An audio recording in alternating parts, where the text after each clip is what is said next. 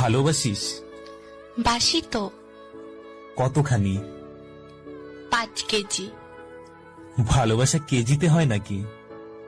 তুই না জিজ্ঞেস করলে কতখানি? খুব চালাক হয়েছিস। তোর জন্যই তো হয়েছি। আমার জন্য কেন? ভালোবাসা আটকে রাখতে হলে একটু চালাক হতে হয়। কে বলল? আমি। আমি তো ভালোবাসি না। বাসিস তো।